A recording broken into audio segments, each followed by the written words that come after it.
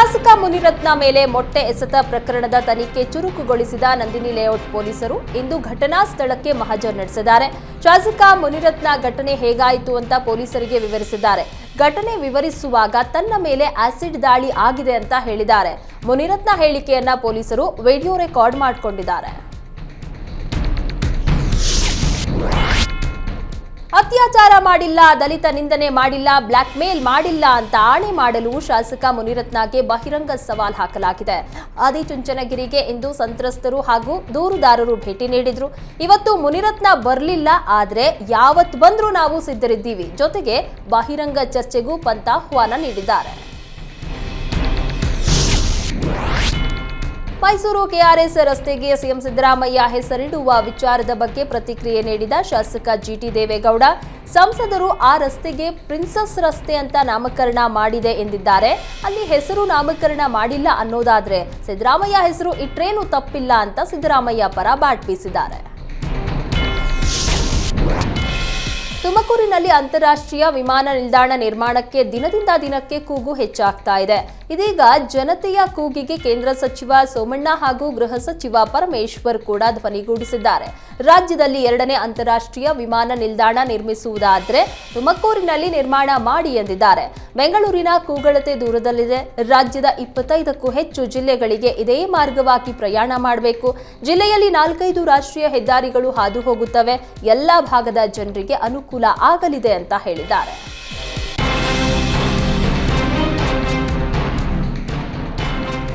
ಬಿಬಿಎಂಪಿಯಿಂದ ದೇಶದ ಮೊಟ್ಟ ಮೊದಲ ರ್ಯಾಪಿಡ್ ರಸ್ತೆ ನಿರ್ಮಾಣ ಮಾಡಲಾಗಿತ್ತು. ಆದರೆ ಕೋಟಿ ವೆಚ್ಚದಲ್ಲಿ ನಿರ್ಮಾಣ ಆದ ರಸ್ತೆ ಸಂಪೂರ್ಣವಾಗಿ ಗುಂಡಿ ಬಿದ್ದಿದೆ.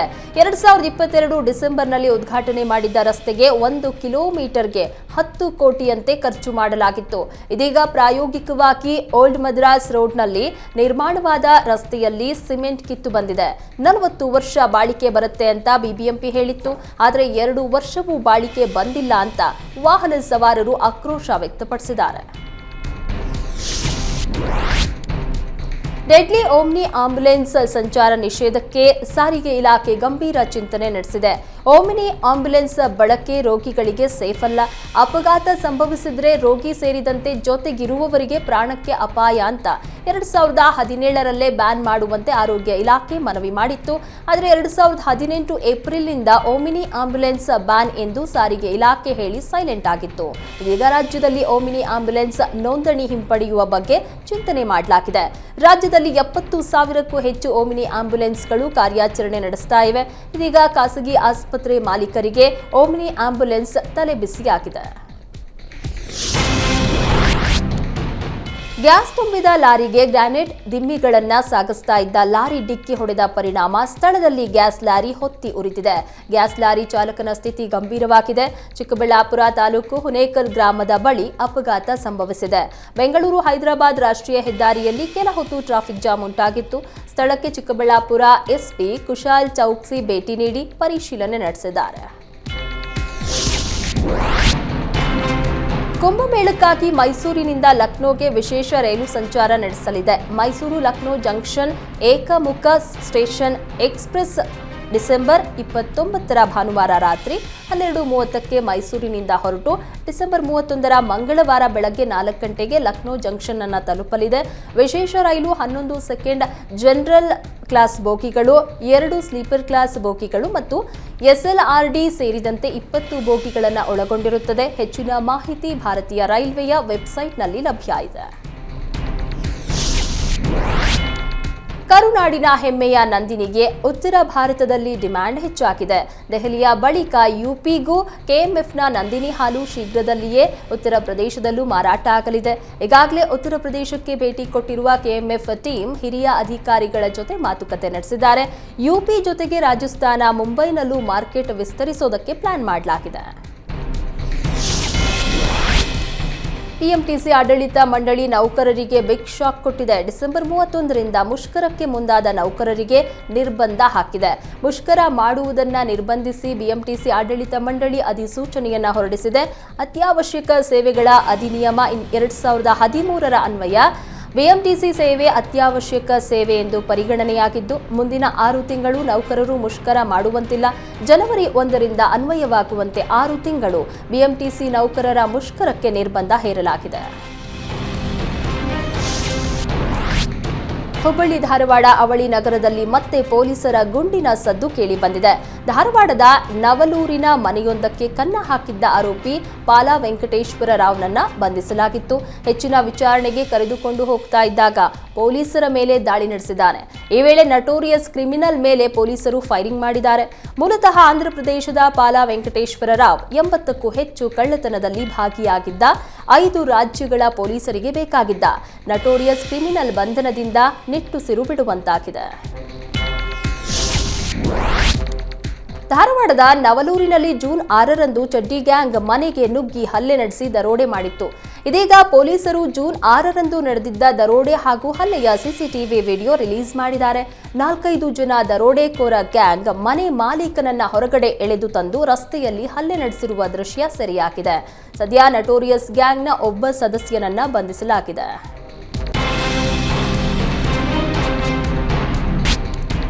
ಆನ್ಲೈನ್ ಗೇಮ್ ಹುಚ್ಚಿಗೆ ಯುವಕನೋರ್ವ ಬಲಿಯಾಗಿದ್ದಾನೆ. ಆನ್ಲೈನ್ ಗೇಮ್ಗೆಂದು ಸಾಲ ಮಾಡಿ ಸಾಲ ತೀರಿಸಲಾಗದೆ ವಿಜಯ್ ಕುಮಾರ್ ಆತ್ಮಹತ್ಯೆ ಮಾಡಿಕೊಂಡಿದ್ದಾನೆ.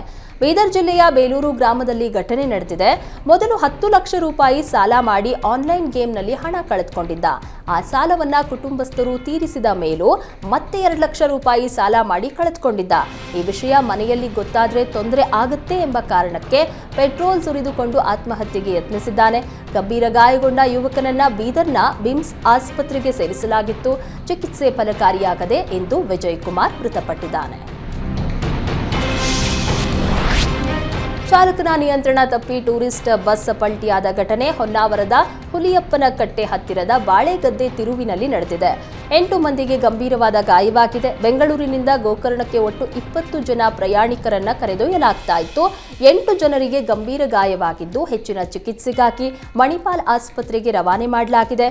ಬಾಳೆಗದ್ದೆ ತಿರುವಿನಲ್ಲಿ ನಿರಂತರ ಅಪಘಾತ ನಡೀತಾ ಇದೆ. ಹೆದ್ದಾರಿ ಪ್ರಾಧಿಕಾರದ ನಿರ್ಲಕ್ಷ್ಯಕ್ಕೆ ಪ್ರಯಾಣಿಕರು ಆಕ್ರೋಶ ವ್ಯಕ್ತಪಡಿಸಿದ್ದಾರೆ. ಏಷ್ಯಾನೆಟ್ ಸುವರ್ಣ ನ್ಯೂಸ್ ಹಾಗೂ ಕನ್ನಡಪ್ರಭ ಪತ್ರಿಕೆ ಪ್ರಧಾನ ಸಂಪಾದಕ ರವಿ ಹೆಗಡೆ ಅವರಿಗೆ ಅಟಲ್ ಬಿಹಾರಿ ವಾಜಪೇಯಿಯವರ 9ನೇ ರಾಷ್ಟ್ರೀಯ ಪ್ರಶಸ್ತಿ ಪ್ರದಾನ ಮಾಡಲಾಯಿತು. ಮೈಸೂರಿನ ಸಂಧ್ಯಾ ಸುರಕ್ಷಾ ಟ್ರಸ್ಟ್, ಅಟಲ್ಜಿ ಸಂಸ್ಕಾರ ಭಾರತ ಪ್ರತಿಷ್ಠಾನ, ಜಿಲ್ಲಾ ಬ್ರಾಹ್ಮಣ ಮಹಾಸಭಾ ಹಾಗೂ ಶಾಕಾಂಬರಿ ಧಾರ್ಮಿಕ ಶ್ರದ್ಧಾ ಕೇಂದ್ರದಿಂದ ಈ ಕಾರ್ಯಕ್ರಮವನ್ನು ಆಯೋಜಿಸಲಾಗಿತ್ತು. ಇದೇ ವೇದಿಕೆಯಲ್ಲಿ ದಿವಂಗತ ಮುಖ್ಯಮಂತ್ರಿ ಆರ್ ಗುಂಡೂರಾವ್ ರಾಜ್ಯ ಪ್ರಶಸ್ತಿ ಹಾಗೂ ಕ್ಯಾಲೆಂಡರ್ ಬಿಡುಗಡೆ, 50ನೇ ವರ್ಷದ ಲಾಂಛನವೂ ಬಿಡುಗಡೆ ಮಾಡಲಾಗಿದೆ. ಮೌಲ್ಯಯುತ ಪ್ರಶಸ್ತಿ ಸಿಕ್ಕಿದ್ದಕ್ಕೆ ಧನ್ಯವಾದ ಇದೆ. ಈ ಪ್ರಶಸ್ತಿ ಎಲ್ಲರಿಗೂ ಸಿಗೋದಿಲ್ಲ. ಭಾರತ ಶಕ್ತಿಶಾಲಿ ಎಂಬುದನ್ನ ಅಟಲ್ ತೋರಿಸಿಕೊಟ್ಟರು. ಯುದ್ಧ ಸಾರಿದ ದೇಶಕ್ಕೆ ಹೋಗಿ ಮಾತುಕತೆ ನಡೆಸಿದ್ರು. ಭಾರತದ ಪ್ರಗತಿಗೆ ಚೌಕಟ್ಟು ಹಾಕಿದ್ರು ಅಂತ ರವಿ ಹೆಗಡೆ ಹೇಳಿದ್ರು.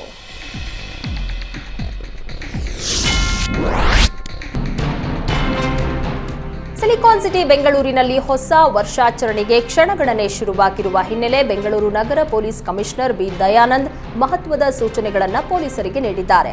ಈ ಬಾರಿ ಹೊಸ ವರ್ಷಾಚರಣೆಗೆ ಕೈಗೊಂಡಿರುವ ಕ್ರಮಗಳ ಬಗ್ಗೆಯೂ ಅವರು ಮಾಹಿತಿ ನೀಡಿದ್ದಾರೆ. ಡಿಸೆಂಬರ್ 31ರಂದು ರಾತ್ರಿ 1 ಗಂಟೆಯ ಒಳಗಾಗಿ ನಗರದ ಎಲ್ಲಾ ರೆಸ್ಟೋರೆಂಟ್, ಹೋಟೆಲ್ ಮತ್ತು ಪಬ್ಗಳನ್ನು ಬಂದ್ ಮಾಡಬೇಕು ಅಂತ ಖಡಕ್ ಸೂಚನೆ ನೀಡಿದ್ದಾರೆ. ಕೆಂಪೇಗೌಡ ಅಂತಾರಾಷ್ಟ್ರೀಯ ವಿಮಾನ ನಿಲ್ದಾಣದ ಮೇಲ್ಸೇತುವೆ ಸೇರಿದಂತೆ ನಗರದ ಪ್ರಮುಖ ಫ್ಲೈಓವರ್ಗಳನ್ನು ಬಂದ್ ಮಾಡುವುದಾಗಿ ತಿಳಿಸಿದ್ದಾರೆ. ಬೆಂಗಳೂರಿನಲ್ಲಿ ಹೊಸ ವರ್ಷಾಚರಣೆಗೆ ಹೆಚ್ಚಿನ ಜನ ಸೇರುವ ಎಂಜಿ ರಸ್ತೆ, ಬ್ರಿಗೇಡ್ ರಸ್ತೆ ಹಾಗೂ ಚರ್ಚ್ ಸ್ಟ್ರೀಟ್ಗಳಲ್ಲಿ ಪೊಲೀಸ್ ಬಂದೋಬಸ್ತ್ ಇರಲಿದೆ. ಇನ್ನು ಡಿಸೆಂಬರ್ 31ರ ರಾತ್ರಿ 11 ಗಂಟೆಯಿಂದ ಎಂಜಿ ರಸ್ತೆ ಮೆಟ್ರೋ ನಿಲ್ದಾಣ ಕೂಡ ಬಂದಾಗಲಿದೆ. ಸಾರ್ವಜನಿಕರು ಟ್ರಿನಿಟಿ ಅಥವಾ ಕಬ್ಬನ್ ಪಾರ್ಕ್ ಮೆಟ್ರೋ ನಿಲ್ದಾಣಗಳಲ್ಲಿ ಇಳಿಯಬಹುದು ಅಂತ ಹೇಳಿದ್ದಾರೆ. ಶಾಲಾ ಮಕ್ಕಳ ಊಟದ ಅಕ್ಕಿಗೂ ಕನ್ನ ಹಾಕಿದ್ದಾರೆ. ಹಾವೇರಿ ಜಿಲ್ಲೆ ಶಿಗ್ಗಾವಿ ತಾಲೂಕು ಹುಲಿಕಟ್ಟಿ ಗ್ರಾಮದ ಸರ್ಕಾರಿ ಶಾಲೆಯ ಅಡುಗೆ ಕೋಣೆಯ ಬೀಗ ಮುರಿದು ಅಕ್ಕಿ ಚೀಲ ಹಾಗೂ ಸಿಲಿಂಡರ್ ಕಳ್ಳತನ ಮಾಡಲಾಗಿದೆ. ಬೆಳಗ್ಗೆ ಅಡುಗೆ ಸಿಬ್ಬಂದಿ ಬೀಗ ಒಡೆಯುವುದನ್ನು ನೋಡಿ ಗಾಬರಿಯಾಗಿದ್ದಾರೆ. ತಕ್ಷಣ ಶಾಲೆಯ ಮುಖ್ಯ ಶಿಕ್ಷಕರು ಪೊಲೀಸರಿಗೆ ಮಾಹಿತಿ ನೀಡಿದ್ದಾರೆ. ಘಟನೆ ಕುರಿತು ಬಂಕಾಪುರ ಪೊಲೀಸ್ ಠಾಣಾ ವ್ಯಾಪ್ತಿಯಲ್ಲಿ ಪ್ರಕರಣ ದಾಖಲಾಗಿದೆ. ಚಿಕ್ಕಜಾಲ ಪೊಲೀಸರು ಭರ್ಜರಿ ಕಾರ್ಯಾಚರಣೆ ನಡೆಸಿ ಮನೆಗೆ ನುಗ್ಗಿ ಚಾಕು ತೋರಿಸಿ ರಾಬರಿ ಮಾಡಿದ್ದ 3 ಆರೋಪಿಗಳನ್ನು ಬಂಧನ ಮಾಡಿದ್ದಾರೆ. ಚಿಕ್ಕಜಾಲದಲ್ಲಿ ಮನೆ ಕಾಂಪೌಂಡ್ ಬಳಿ ನಿಂತಿದ್ದ ಮಹಿಳೆಯನ್ನ ಏಕಾಏಕಿ ಮನೆಯ ಒಳಗೆ ಎಳೆದುಕೊಂಡು ಹೋಗಿ ಚಾಕು ತೋರಿಸಿ ಕತ್ತಿನಲ್ಲಿದ್ದ 120 ಗ್ರಾಂ ಸರಗಳ್ಳತನ ಮಾಡಿದ್ರು. ಪ್ರಕರಣ ದಾಖಲು ಮಾಡಿಕೊಂಡಿದ್ದ ಪೊಲೀಸರು ಬಂಧಿತ ಆರೋಪಿಗಳಿಂದ 9 ಲಕ್ಷ ಮೌಲ್ಯದ ಚಿನ್ನದ ಸರ ಮತ್ತು ಒಂದು ಬೈಕ್ ಅನ್ನು ವಶಕ್ಕೆ ಪಡೆದಿದ್ದಾರೆ. ಆನಂದಪುರ ರೈಲ್ವೆ ನಿಲ್ದಾಣದಲ್ಲಿ ತಾಳಗುಪ್ಪ ಬೆಂಗಳೂರು ಎಕ್ಸ್‌ಪ್ರೆಸ್ ರೈಲಿನಲ್ಲಿ 7 ತಿಂಗಳ ಹಿಂದೆ ಮಾಂಗಲ್ಯ ಸರ ಕದ್ದ ಆರೋಪಿ ಧರ್ಮನಾಯಕ್ ಎಂಬುವವನನ್ನ ಶಿವಮೊಗ್ಗ ರೈಲ್ವೆ ಪೊಲೀಸರು ಬಂಧಿಸಿದ್ದಾರೆ. ಆನಂದಪುರ ರೈಲ್ವೆ ನಿಲ್ದಾಣದಲ್ಲಿ ಸರ ಅಪಹರಣವಾಗಿದೆ ಎಂಬ ಸುದ್ದಿ ತಿಳಿಯುತ್ತಲೇ ರೈಲ್ವೆ ಪೊಲೀಸರ ವಿಶೇಷ ತಂಡ ರಚಿಸಲಾಗಿತ್ತು. ಕುಂಸಿ, ಶಿವಮೊಗ್ಗ ಹಾಗೂ ಭದ್ರಾವತಿ ನಿಲ್ದಾಣಗಳಲ್ಲಿ ವಿಶೇಷ ನಿಗಾ ವಹಿಸಲಾಗಿತ್ತು. ಶಿವಮೊಗ್ಗ ನಿಲ್ದಾಣದಲ್ಲಿ ಒಬ್ಬ ವ್ಯಕ್ತಿ ಅನುಮಾನಾಸ್ಪದವಾಗಿ ವರ್ತಿಸ್ತಾ ಇದ್ದ ಹಿನ್ನೆಲೆಯಲ್ಲಿ ಆತನನ್ನ ವಶಕ್ಕೆ ಪಡೆದು ವಿಚಾರಣೆ ನಡೆಸಿದ ವೇಳೆ ಸರ ಅಪಹರಣ ಮಾಡಿದ್ದನ್ನು ಒಪ್ಪಿಕೊಂಡಿದ್ದಾನೆ. 7 ತಿಂಗಳ ಹಿಂದೆ ಬೆಂಗಳೂರು ಹೆಜ್ಜಾಲ ರೈಲು ನಿಲ್ದಾಣದಲ್ಲಿ ಬಂಗಾರದ ಸರ ಅಪಹರಿಸಿ ಹೂವಿನ ಹಡಗಲಿಯ ಚಿನ್ನದ ವ್ಯಾಪಾರಿಗೆ ಮಾರಾಟ ಮಾಡಿದ್ದನ್ನು ಆರೋಪಿ ಒಪ್ಪಿಕೊಂಡಿದ್ದಾನೆ. ಸಾಂಸ್ಕೃತಿಕ ನಗರಿ ಮೈಸೂರಿನಲ್ಲಿ 6ನೇ ವರ್ಷದ ಹನುಮ ಜಯಂತಿ ಆಚರಣೆ ನಡೆಸಲಾಗ್ತಾ ಇದೆ. ಆದಿಚುಂಚನಗಿರಿ ಶಾಖಾ ಮಠದ ಸೋಮೇಶ್ವರನಾಥ ಶ್ರೀಗಳು ಮೆರವಣಿಗೆಗೆ ಚಾಲನೆ ಕೊಟ್ಟಿದ್ದಾರೆ. ಅರಮನೆಯ ಕೋಟೆ ಆಂಜನೇಯ ಸ್ವಾಮಿ ದೇವಾಲಯದಿಂದ ಹೊರಟ ಮೆರವಣಿಗೆ ನಗರದಾದ್ಯಂತ ಸಂಚರಿಸಿ ಗನ್ ಹೌಸ್ ಬಳಿ ಸಂಪನ್ನವಾಗಲಿದೆ. ಮಾಜಿ ಸಚಿವ ಸಾರಾ ಮಹೇಶ್ ಉತ್ಸವದಲ್ಲಿ ಹನುಮ ರಥ ಚಲಾಯಿಸಿದ್ದಾರೆ.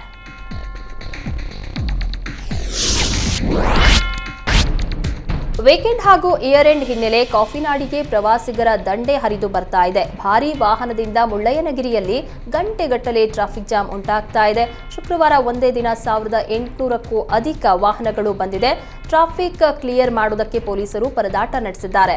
ಈ ವರ್ಷ ಪೂರ್ತಿ ಮಳೆಯಿಂದ ಮುಳ್ಳಯ್ಯನಗಿರಿ ಸೌಂದರ್ಯ ಹೆಚ್ಚಿದೆ. ಕಾಫಿನಾಡಿನಲ್ಲಿ ಪ್ರವಾಸಿಗರಿಂದ ವನ್ಯಜೀವಿಗಳ ಪ್ರಾಣಕ್ಕೆ ಆಪತ್ತು ಎದುರಾಗ್ತಾ ಇದೆ. ಕೆಲ ಪ್ರವಾಸಿಗರು ರಾತ್ರಿ ವೇಳೆ ರಸ್ತೆಯಲ್ಲಿ ಓಡಾಡುವ ಪ್ರಾಣಿಗಳಿಗೆ ತೊಂದರೆ ನೀಡ್ತಾ ಇದ್ದಾರೆ.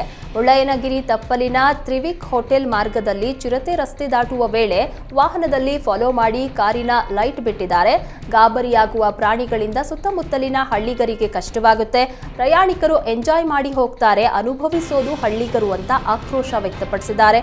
ಪ್ರಾಣಿಗಳು ಸಿಕ್ಕರೆ ತೊಂದರೆ ಮಾಡಬೇಡಿ, ರಾತ್ರಿ ವೇಳೆ ಬೈಕಿನಲ್ಲಿ ಓಡಾಡಬಾರದು ಅಂತ ಸ್ಥಳೀಯರು ಮನವಿ ಮಾಡಿದ್ದಾರೆ.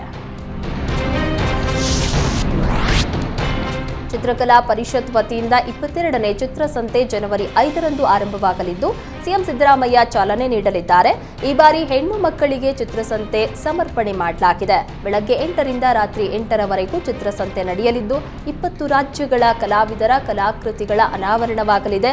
3177 ಕಲಾವಿದರು ಭಾಗವಹಿಸಲು ಅರ್ಜಿ ಸಲ್ಲಿಕೆ ಮಾಡಿದ್ದಾರೆ ಅಂತ ಚಿತ್ರಕಲಾ ಪರಿಷತ್ ಅಧ್ಯಕ್ಷ ಬಿಎಲ್ ಶಂಕರ್ ಹೇಳಿದರು.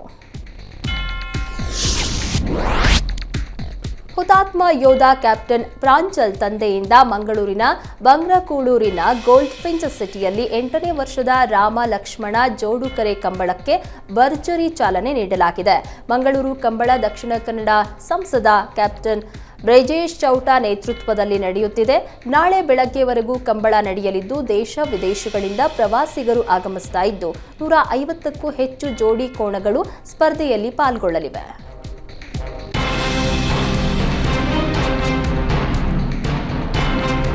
ಡಿಸೆಂಬರ್ 26ರಂದು ಇಹಲೋಕ ತ್ಯಜಿಸಿದ ಮಾಜಿ ಪ್ರಧಾನಿ ಮನಮೋಹನ್ ಸಿಂಗ್ ಅಂತ್ಯಕ್ರಿಯೆ ಸಕಲ ಸರ್ಕಾರಿ ಗೌರವಗಳೊಂದಿಗೆ ಇಂದು ನೆರವೇರಿಸಲಾಯಿತು. ಮನಮೋಹನ್ ಸಿಂಗ್ ಪುತ್ರಿ ಚಿತೆಗೆ ಅಗ್ನಿ ಸ್ಪರ್ಶ ಮಾಡಿದ್ರು. ಸಿಖ್ ಸಂಪ್ರದಾಯದಂತೆ ಅಂತ್ಯಕ್ರಿಯೆ ನೆರವೇರಿದೆ.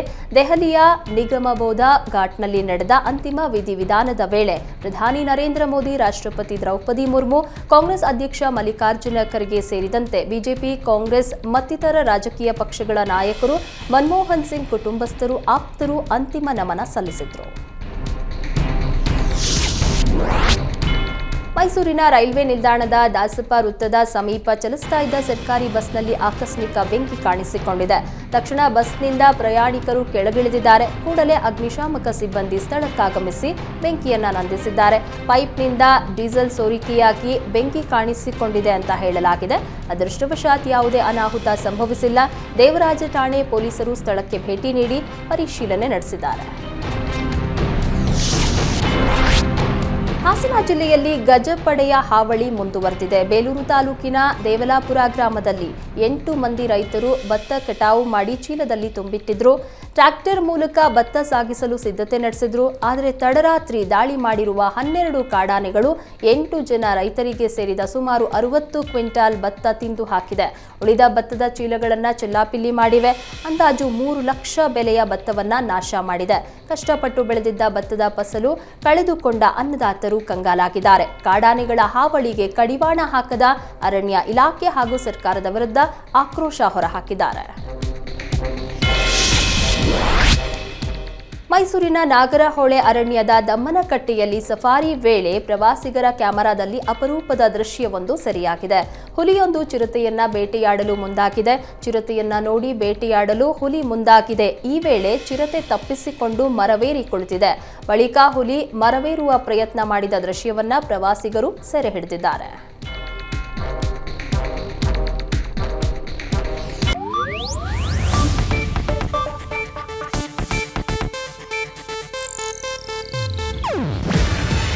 ಇದು ಏಷ್ಯಾನೆಟ್ ನ್ಯೂಸ್ ನೆಟ್ವರ್ಕ್ ಪ್ರಸ್ತುತಿ. ನೀವು ನೋಡ್ತಿದ್ದೀರಾ ಏಷ್ಯಾನೆಟ್ ಸುವರ್ಣ ನ್ಯೂಸ್.